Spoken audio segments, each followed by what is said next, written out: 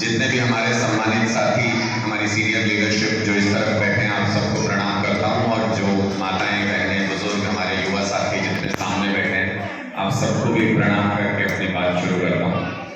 देखिए, जब कोई बदलाव आता है तो वो पहले दिखने लगता है, यही कहा हमारे शायद ने यहाँ पे।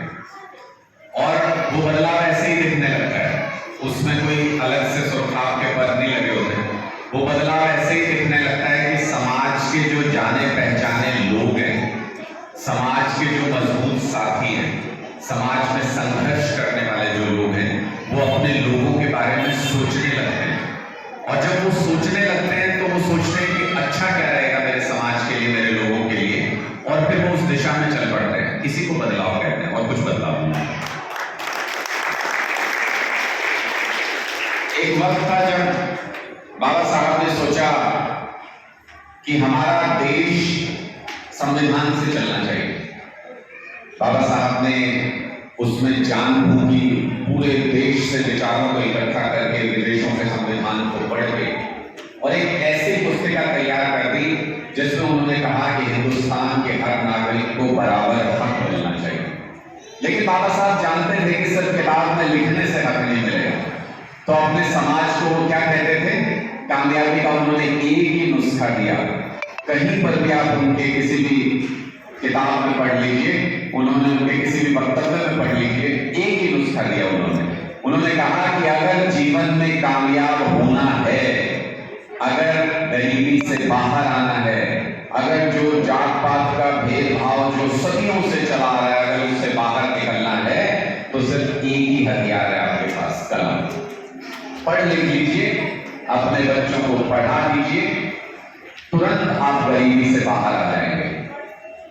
और मैं अरविंद केजरीवाल जी को प्रणाम करता हूं इस बात के लिए कि जो बाबा साहब ने इतने सालों पहले कहा, उसको सही करके दिखा दिया। दिल्ली में मैं अपनी बात ही यहीं से शुरू करता हूं कि दिल्ली में पिछले साल आप ही जैसे गरीब और मध्यम वर्ग के परिवार के 1150 बच्चे, कितने? 1150 बच्चे। मैं साथ साथ याद कराता हूं बातें, क्योंकि अपने तक मत रखना, ये बातें आगे बताने की हैं, लोगों को समझाने की हैं। दिल्ली में पिछले साल 1150 बच्चे सरकारी स्कूल से पढ़ के सीधे IIT में और एम्स जैसे मेडिकल कॉलेजेस में दाखिल हो गए, सीधे सरकारी स्कूल। जब ये बच्चे 3-4 साल बाद वहां से पास होके निकलेंगे, अपनी डिग्री करके निकलेंगे, आप सोच सकते हो कितनी तनख्वाह होगी? अंदाजा 2 लाख रुपए महीना, 3 लाख रुपए महीना ये बच्चे कमाएंगे। इनके सारे परिवार गरीबी से बाहर आ जाएंगे, सारे परिवार। और ये कौन लोग हैं? ये 1150 परिवार क्या हैं? हमने जानने की कोशिश की। अरविंद केजरीवाल ने सबको बुला के एक साथ मिले, जानने की कोशिश की। इनमें से किसी के पिता रेहड़ी लगाते हैं, किसी के पिता रिक्शा चलाते हैं, किसी के पिता की पंचर की दुकान है, कोई चाय की दुकान चलाता है। मेहनत मशक्कत से अपने बच्चों को पढ़ाते हैं। किसी प्राइवेट स्कूल में पढ़ा के कभी इनको डॉक्टर और इंजीनियर नहीं बना सकते थे। अरविंद केजरीवाल जी ने इनको साधन दे दिया कि सरकारी स्कूल शानदार बना दूंगा, वहां मुफ्त में शिक्षा हासिल करवाइए अपने बच्चों को और डॉक्टर और इंजीनियर बनाइए। यही डॉक्टर और इंजीनियर इस देश को विकसित देश बना सकते हैं, और किसी के अंदर दम नहीं है, कोई नेता नहीं बना सकता, कोई नेता विकसित देश नहीं बना सकता। आपके बच्चे जब पढ़ जाएंगे, आपके बच्चे जब अच्छी जगह नौकरी करने लगेंगे या दूसरों को नौकरी देने लगेंगे, तब ये देश अपने आप विकसित देश बन जाएगा। किसी को अंबानी या अदानी बनाने से देश विकसित देश नहीं बनेगा। तो ये जो विचारधारा है, इससे जितने साथी जुड़ते जा रहे हैं। आज मैं जहां से आया, अभी खरगोदा में कार्यक्रम था, वहां पे 4 सरपंच उन्होंने आम आदमी पार्टी ज्वाइन कर ली। अभी अभी चुनाव हुए तो उन लोगों के कुछ दिन पहले बने थे, बीजेपी द्वारा प्रताड़ित किए गए। बीजेपी ने कहा कि सरपंचों के सारे अधिकार हम छीन लेंगे, चुने हुए लोगों पे हमको यकीन नहीं है। इसलिए उन सरपंचों ने कहा कि बीजेपी ने हमको दर्द दिया, हम बीजेपी को दर्द देंगे। कैसे दर्द देते हैं? बीजेपी को सबसे ज्यादा दर्द तब होता है जब समाज के अच्छे लोग, चुने हुए प्रतिनिधि आम आदमी पार्टी ज्वाइन कर लेते हैं, तो बीजेपी के पेट में सबसे ज्यादा दर्द होता है।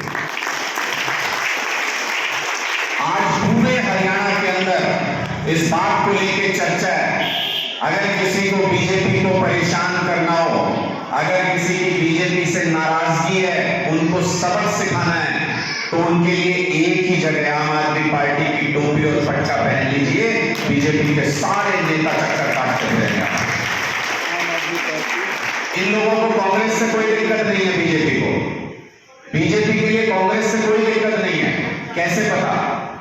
हम अभी चंडीगढ़ में प्रदर्शन करने के लिए गए थे, बहुत बड़ा विशाल प्रदर्शन हमने किया था। और किस लिए किया था समझना, ये बात ध्यान से सुनना। हमारी एक बहन है जो खेलों में जिसने प्रतिष्ठा हासिल की, मशहूर खिलाड़ी रही हरियाणा की, वो अब कोच लग गई, जूनियर कोच लगी हरियाणा सरकार में। उसको संदीप सिंह नाम का एक मंत्री है भाजपा सरकार का, उसने अपने घर पे बुलाया और अपने पद का मंत्री होने का दुरुपयोग करके उसके साथ छेड़छाड़ की। उसने पुलिस में शिकायत कर रखी है, चंडीगढ़ पुलिस उसकी जांच कर रही है, पुलिस में केस चल रहा है। लेकिन संदीप सिंह ने पद नहीं छोड़ा, वो आज भी हरियाणा में मंत्री बना बैठा है। हमने ये कहा कि हमको ये किसी भी कीमत पे स्वीकार नहीं कि कोई हमारी बहन बेटी के मान सम्मान के साथ खिलवाड़ करे और फिर भी उसको मंत्री बना के हमारे सिर के ऊपर बिठाए रखो, ये बर्दाश्त नहीं करेंगे। हम उसके लिए गए थे चंडीगढ़ में प्रदर्शन करने। सारे मीडिया के जितने एडिटर हैं, मीडिया के जितने साथी हैं, उनके पास मुख्यमंत्री के कार्यालय से लेके बड़े बड़े अफसरों के, डीजी के और पता नहीं किस किस के मैसेज आने शुरू हो गए। वो मैं देख रहा था, बाद में कुछ साथी दिखा रहे थे, क्योंकि मैं तो 20 साल मीडिया में रहा हूं, तो सारे दोस्त हैं, साथी हैं, वो दिखा रहे थे। बड़े बड़े मैसेज आने शुरू हो गए कि इनको नहीं दिखाओ, बिल्कुल भी बंद करो ये कवरेज तुरंत, इनको किसी हालत में नहीं दिखाना आम आदमी पार्टी को। तो किसी ने एक ने पलट के जवाब दे दिया, कहते विपक्ष को तो दिखाएंगे ही, किसी को तो दिखाएंगे, विपक्ष को दिखाए बिना कैसे काम चलेगा। उधर से क्या जवाब आता है पता है? उन्होंने कहा कांग्रेस को दिखाओ ना जितना दिखाना है, कांग्रेस को दिखाओ, आम आदमी पार्टी को मत दिखाओ। क्यों? क्योंकि इनको पता है कांग्रेस अगले 50 साल में भी लग जाए तो बीजेपी को हरा नहीं सकती। जिस तरीके के षड्यंत्रकारी लोग ये भारतीय जनता पार्टी के लोग हैं, अगर कोई बीजेपी का सुपड़ा साफ कर सकता है तो वो सिर्फ और सिर्फ आम आदमी पार्टी को उठा सकता है। हम गुजरात में गए थे और गुजरात का चुनाव लड़ा था। कुछ साथी ये कहते हैं जी गुजरात में क्या हासिल किया आपने। मैं बताता हूं क्या हासिल किया गुजरात के अंदर। हम 6 महीने पहले, चुनाव से 6 महीने पहले गुजरात में हमने अपना प्रचार शुरू किया और आप अचंभा मानेंगे, आश्चर्य मानेंगे, 6 महीने के प्रचार में गुजरात में हमको 41 लाख लोगों ने वोट किया। 41 लाख लोग। और उसको हरियाणा से जोड़ के अगर आप देखोगे तो और भी अचंभा मानोगे। 41 लाख लोग कितने होते हैं? 6 महीने में हमको गुजरात में 41 लाख लोगों ने वोट दिया, जो कि गढ़ है बीजेपी का, जिसको गढ़ कहती है बीजेपी अपना। हरियाणा में हमारे पास 3 गुना समय पड़ा है चुनाव में, 1.5 साल पड़ा है पूरा। मैं हमेशा कहता हूं अपने सब कार्यकर्ताओं को कि 1.5 साल में अगर हमने सिर्फ गुजरात जितने यानी 41 लाख वोट भी हासिल कर लिए, कोई माइका लाल पूर्ण बहुमत की सरकार बनने से नहीं रोक सकता है। कितने होते हैं 41 लाख वोट? और वो तो गुजरात था, मोदी जी का गढ़, उनका घर, जहां पे कहते हैं कि बीजेपी सबसे बड़ी पार्टी और उसके सबसे बड़े नेता का घर था, जहां पे 41 लाख वोट हमने हासिल किए। ये हरियाणा है, अरविंद केजरीवाल जी का घर, जहां वो पैदा हुए। यहां पे 41 नहीं 81 लाख वोट हासिल करेंगे, एक सीट भी कांग्रेस और बीजेपी को। आम आदमी पार्टी चुनाव जीतने के लिए चुनाव नहीं लड़ती।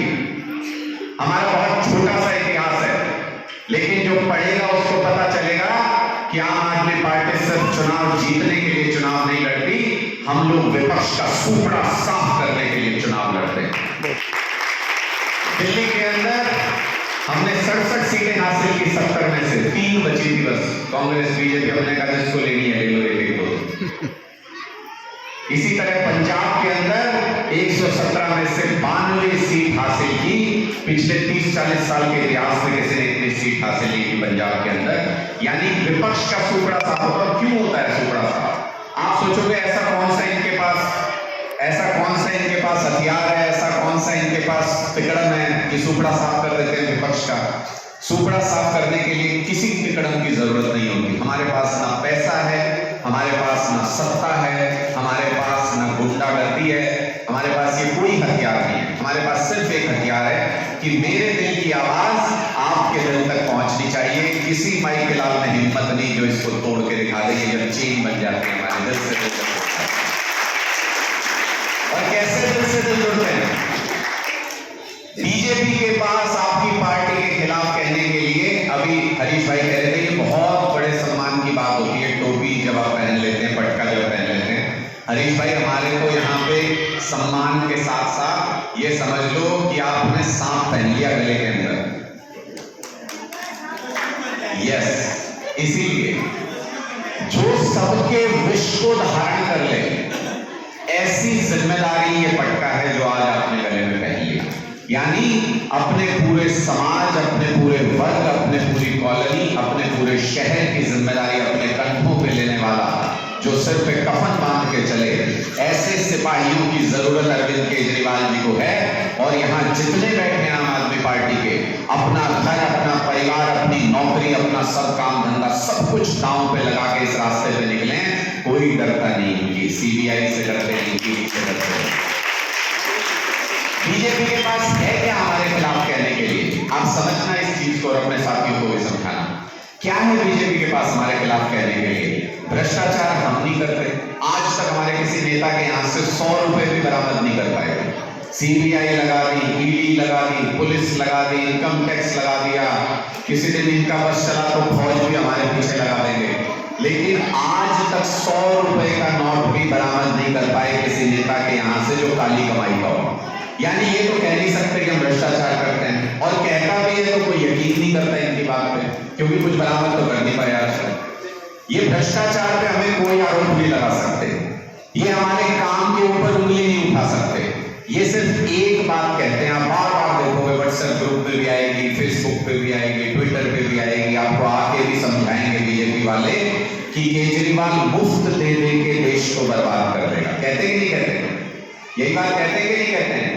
कि मोदी जी भी बोले एक दिन, तो बताओ, छोटे से स्टेट में अपनी सरकार चला रहे अरविंद केजरीवाल जी। एक और पंजाब स्टेट आ गया, 29 स्टेट है इस देश में, 6 केंद्र शासित प्रदेश हैं, 36 जगहों में राज चलता है, 2 जगह पे हमारा राज चल रहा है। मोदी जी को तकलीफ हुई है कि ये बोले ये फ्री में दे दे के देश को बर्बाद कर देंगे।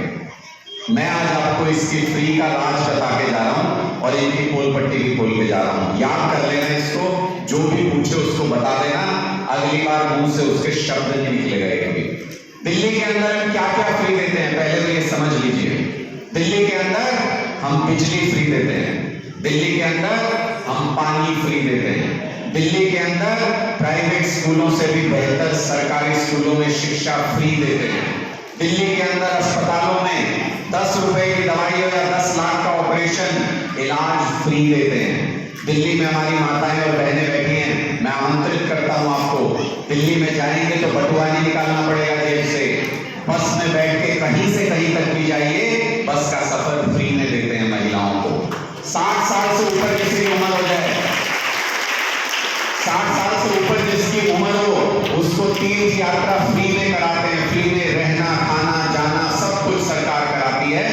और अगर कोई वर्दी में शहीद हो जाए, 70 साल के इतिहास में कोई सरकार 75 साल में ये नहीं कर पाई जो आम आदमी पार्टी ने किया। शहीदों के नाम पे कभी पुतले बना देते थे नेता, कभी चौराहों के नाम रख देते थे, सड़क के नाम रख देते थे। अरविंद केजरीवाल जी ने सरकार बनते ही कहा कि जो परिवार शहीद को पैदा करता है उसका कर्ज नहीं उतार सकते किसी भी तरह से, लेकिन 1 करोड़ रुपए की सम्मान राशि हर शहीद के परिवार को देते हैं। ये सारी चीजें अरविंद केजरीवाल जी के और आम आदमी पार्टी के राज में फ्री मिलती है। अब मुझे ये बताओ कि हरियाणा में इनमें से कुछ भी फ्री मिलता है? नहीं। जोर से बताओ, इतने में काम नहीं चलेगा। उधर से बताओ, कुछ भी फ्री मिलता है इनमें से? कुछ भी फ्री नहीं मिलता। एक दिन रक्षाबंधन पे फ्री करके खट्टर साहब पीठ थपथपाते हैं अपनी, दिल्ली में बसें रोज फ्री होती हैं। तो इनमें से हरियाणा के अंदर कुछ भी फ्री नहीं मिलता। मेरी बात याद कर लेना, नोट कर लेना। हरियाणा के ऊपर 3 लाख करोड़ रुपए का कर्जा है आज के दिन में। कितना? 3 लाख करोड़। पंजाब में 1 साल पहले लगभग हमारी सरकार आई थी। पंजाब में भी कांग्रेस की सरकार भी कुछ फ्री नहीं देती थी इसमें से। ये हरियाणा का तो मैंने बीजेपी का बता दिया आपको कच्चा चिट्ठा। पंजाब में कांग्रेस की सरकार कुछ भी फ्री नहीं देती थी इनमें से, लेकिन 3,85,000 करोड़ रुपए का कर्जा छोड़ के गए पंजाब के ऊपर। कितना? याद कराऊंगा सबको, ऐसे नहीं जाऊंगा। अब मुझे एक अंदाजा लगा के बताओ, मोटी मोटी सी कैलकुलेशन करके बताओ। हरियाणा पे 3 लाख करोड़ का कर्जा कुछ भी फ्री नहीं देते। पंजाब पे 3,85,000 करोड़ का कर्जा कुछ भी फ्री नहीं देते। दिल्ली के ऊपर कितना कर्जा होना चाहिए? हम इतनी चीजें फ्री देते हैं, बताओ कितना कर्जा होना चाहिए? बहुत सारा, बहुत सारा। कुछ भी तुमका, कुछ तो अंदाजा लगाओ। 1 नए पैसे का कर्जा नहीं है दिल्ली के ऊपर, 1 पैसे का भी कर्जा नहीं। यानी ये झूठ बोलते हैं। फ्री की मूलभूत सुविधाएं देने से देश बर्बाद नहीं होता। देश बर्बाद तब होता है जब मोदी जी किसी अपने बिजनेसमैन दोस्त का 2 लाख करोड़ का लोन माफ कर देते हैं। जब मोदी जी LIC का, SBI का सारा पैसा उठा के अदानी को दे देते हैं, तब देश बर्बाद होता है। देश बर्बाद मूलभूत सुविधाएं देने से नहीं होता।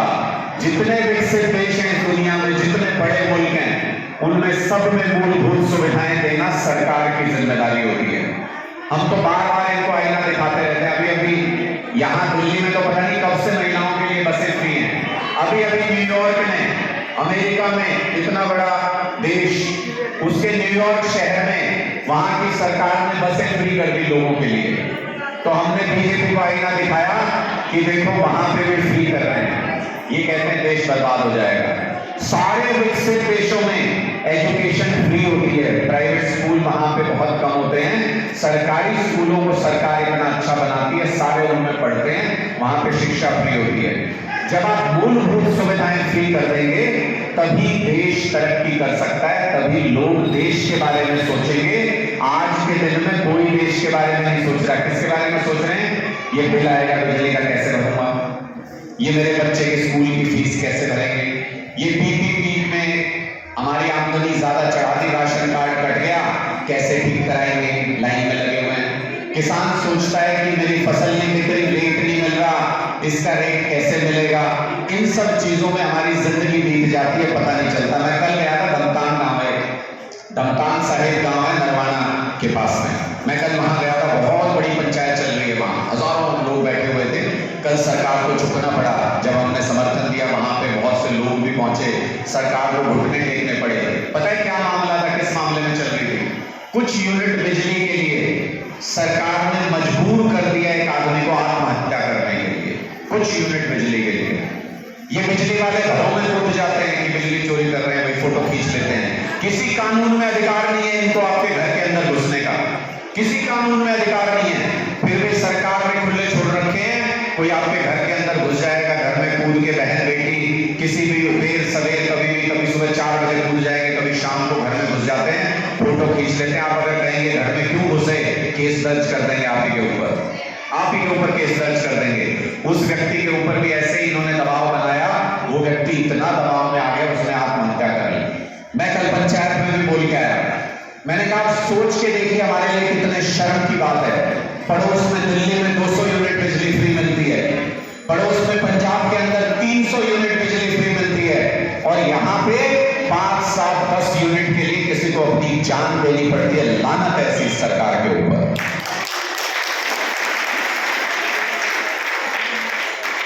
और अगर किसी सरकार को उखाड़ना हो, अगर किसी सरकार को सत्ता से हटाना हो, मेरा ऐसा मानना है, अरविंद केजरीवाल जी भी कहते हैं, कोई विपक्ष नहीं कर सकता, कोई पार्टी ये काम नहीं कर सकती। कौन करता है? जनता करती है इस काम को। ये जनता जिस दिन उठ जाएगी उस दिन सरकारें बदल जाती है। कोई कांग्रेस पार्टी, कोई आम आदमी पार्टी, कोई इनेलो, कोई जेजेपी, कोई नहीं बदल सकता सरकार को, सिर्फ और सिर्फ जनता बदल सकती है।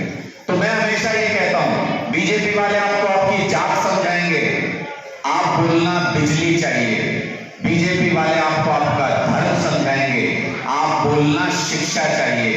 बीजेपी वाले आपको गरीबी अमीरी समझाएंगे, आप बोलना अस्पताल चाहिए। जब हम अपने हक के मुद्दों के ऊपर बात करने लगेंगे तो आपको वोट देने में भी आसानी होगी और आपके हित की सरकार बनेगी तो आपके लिए काम करेगी। अभी तक की राजनीति क्या है? अभी तक की राजनीति क्या है कि पैसे से सरकार बनाओ, सरकार बना के पैसा कमाओ, फिर उस पैसे से सरकार बनाओ, सरकार बना के फिर पैसा कमाओ। हम नहीं करते ऐसा, हम नहीं करते ऐसा। हम पैसे के दम पे चुनाव नहीं लड़ते, हम लोगों के दम पे चुनाव लड़ते हैं। और इसलिए जब आप हमको वोट देते हो आम आदमी पार्टी को, हमारी छाती पे कर्जा रहता है, वो आपका वोट कर्जा बन के रहता है 5 साल तक। एक एक मिनट, एक एक सांस इस बात में लगाते हैं कि वो कर्जा उतार सके आपका। और जब कर्जे से मुक्त हो जाता है कोई आदमी तो क्या करता है? जब कर्जा सिर से हट जाता है तो क्या करते हैं? हम निश्चिंत हो जाते हैं ना। हम जब 5 साल बाद वो कर्जा उतार के चुनाव में जाते हैं, अकेले नेता अरविंद केजरीवाल पूरे हिंदुस्तान के अंदर और अकेली पार्टी आम आदमी पार्टी पूरे हिंदुस्तान के अंदर जो आपके बीच में आते हैं वोट मांगने के लिए, तो ये कहते हैं अगर काम किया हो तो वोट देना, वरना वोट मत देना। किसी की छाती में वो दम नहीं पूरे हिंदुस्तान में किसी नेता में जो ये बात कह सके। आज तक किसी ने वोट नहीं मांगा है। इसलिए अब डट जाओ, मजबूती के साथ अपने अपने परिवार के हकों को समझो, अपने बच्चों के भविष्य के लिए काम करो। मैं आप लोगों को एक वार्निंग भी लेके जा रहा हूं, ये पूरे हिंदुस्तान में बदलाव आ रहा है। अगर कोई इस वहम में रहे कि हिंदुस्तान में पता नहीं कब बदलाव आएगा, कितने साल में आएगा, पूरे हिंदुस्तान में जमीन खिसक रही है राजनीतिक दलों की। ये बहुत बड़ा इनकलाब आ रहा है पूरे हिंदुस्तान में। और आप समझ सकते हो, अगर सूरज उगने का वक्त आए सुबह, रोक सकते हो क्या? अगर सूरज ढलने का वक्त आएगा शाम को, रोक सकते हो? अगर सर्दी आनी हो तो रोक सकते हो, गर्मी आनी हो तो रोक सकते हो। इसलिए जिस विचार का वक्त आना हो उसको कोई रोक नहीं सकता। आम आदमी पार्टी का वक्त आ चुका, ना हरियाणा के अंदर ना पूरे हिंदुस्तान के अंदर आम आदमी पार्टी की सरकार बनने से कोई ताकत अब रोक नहीं सकती। चिंता क्या है हमारी? हमारी चिंता ये है जो आपकी भी चिंता होनी चाहिए कि इस बदलाव में आप पीछे मत छूट जाना। ऐसा ना हो कि पूरे हरियाणा में बदलाव आ रहा है, पूरे देश में बदलाव आ रहा है, आप एक कदम पीछे रह जाओ। इस बदलाव में पीछे मत छूट जाना।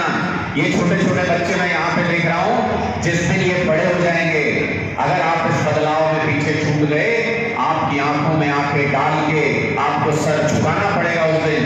ये कहेंगे कि जब पूरा हिंदुस्तान बदलाव की इस बयान में कह रहा था, आपने हिस्सा क्यों नहीं लिया? आपने हमारे भविष्य के बारे में क्यों नहीं सोचा? आपने हमारी शिक्षा के बारे में क्यों नहीं सोचा? रोजगार के बारे में क्यों नहीं सोचा? इसलिए इस बदलाव का हिस्सा बनना बहुत जरूरी है। 1.5 साल का सिर्फ समय, सिर्फ 1.5 साल का समय, तमाम तरह की दिक्कतें आएंगी। मैं ये नहीं कहता कि दिक्कत नहीं आएगी। जब इनके हाथ से पैसा छिनता है, जब इनके हाथ से सत्ता जाती है, बहुत दर्द होता है इनको। सारी एजेंसी, पुलिस सब कुछ इस्तेमाल करते हैं, गुंडे भी भेजेंगे, हम नहीं करते इनसे। मैं आज आपके बीच में बोल के जा रहा हूं, मैं नहीं करता इनसे।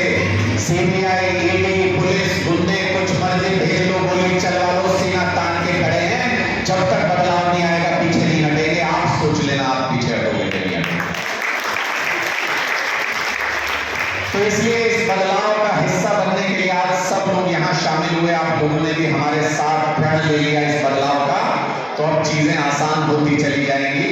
और जब बीजेपी वाले आपके पास आए, ये हम चुनाव के वक्त कहते हैं, मैं आपको पहले ही बता के जा रहा हूँ, ये बीजेपी वाले आए, कांग्रेस वाले आए, पैसा दे ले लेना, अपना ही ले रखा है, इन्होंने लूट रखा है।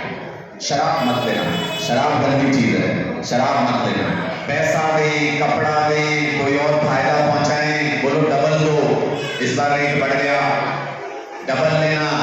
लेकिन वोट अपने मन से देना है, अपनी पार्टी को देना है, अपने बच्चों के भविष्य के लिए देना है। उस चीज को हमेशा याद रखना। और एक आखिरी बात कह के मैं अपनी बात खत्म करता हूं। ये आजकल कुछ लोग कांग्रेसी ये भी फैलाने के लिए आते हैं बीच में कि ये बीजेपी जाएगी तो कांग्रेस आएगी। ये कांग्रेस नहीं आती किसी भी हालत में, मेरे से नोट करके रखिए। मैं कैसे इतने विश्वास से कह रहा हूं कि ये कांग्रेस नहीं आती? क्योंकि ये सारे के सारे बिकाऊ हैं, मैं कैसे इतने विश्वास से कह रहा हूं कि ये सारे के सारे बिकाऊ हैं। आप सोचो, ये संदीप सिंह ने हमारी बहन को छेड़ा, हम सड़कों के ऊपर संघर्ष कर रहे हैं, हम सड़कों के ऊपर लड़ाई लड़ रहे हैं कि इसको बर्खास्त करो, इसको हटाओ। मैं आप सबसे सवाल पूछता हूं, आपकी बहन बेटी के साथ कोई छेड़छाड़ कर दे, आपका खून खोलेगा कि नहीं खोलेगा? खून खोलेगा कि नहीं खोलेगा? गुस्सा आएगा कि नहीं आएगा? आएगा ना? मैं अब आप अपने मन में सोच के देखना, ये भूपेंद्र हुड्डा जी चुप क्यों है? इनके इलाके की बेटी है, इनके इलाके की बेटी है, भूपेंद्र हुड्डा जी के इलाके से आती है वो बहन। जी बिल्कुल, मैं कह रहा हूं इनके इलाके से आती है भूपेंद्र हुड्डा जी के ये जो बहन है जिसने शिकायत करी है, लेकिन उसके बावजूद मुंह पे टेप लगी हुई है, और जो अपनी बहन बेटी के मान सम्मान की रक्षा के लिए आवाज नहीं उठा सकता, ऐसी नेतागिरी पे टूटता हूं मैं। ऐसी नेतागिरी किसी काम की नहीं। जो अपनी बहन बेटी के लिए आवाज नहीं उठा सकता, वो आपके हकों के लिए क्या लड़ेगा? वो क्यों लड़ेगा आपके हकों के लिए? जो अपनी बहन बेटियों के मान सम्मान के लिए जिसका खून नहीं खोलता, जो आवाज नहीं उठा सकता, वो आपके हक के लिए कभी भी आवाज नहीं उठा सकता। इसलिए मैं कहता हूं ये बीजेपी और कांग्रेस की सेटिंग है। इसलिए ये मीडिया वालों को कहा जाता है कि आम आदमी पार्टी मत चलाना, कांग्रेस की चला लो, जो भी खबर चलानी है, कांग्रेस को विपक्ष बनाओ। लेकिन हम ना मीडिया से चलते, हम ना व्यापारियों से चलते, हम ना किसी और चीज से चलते, हम लोगों से चलते हैं। जनता हमारे साथ है, हमको पता है, जनता को सुविधाएं चाहिए अपने लिए, हमको पता है, और इसलिए हम पूरे जोश में और पूरे होश में ये बात कहते हैं कि 2024 में पूर्ण बहुमत की सरकार आम आदमी पार्टी की बनने जा रही है। आप सब लोग भी उस सरकार का हिस्सेदार बनेंगे, उस सरकार में साझेदार बनेंगे, और सारी योजनाएं जो दिल्ली और पंजाब में लागू हैं वो आपके यहाँ पे भी लागू होंगी। 600 यूनिट बिजली यहाँ पे भी फ्री होगी हर घर में। चिंता मत करो इस चीज की, लोगों का पैसा लोगों को लौटाएंगे। अगर मेरी बात समझ में आई हो तो एक बार बुलंद आवाज में बंद मुट्ठी करके मेरे साथ नारा लगाना, एक भी साथी छूटना नहीं चाहिए। भारत माता का नारा लगाएंगे, एक भी साथी छूटना नहीं चाहिए।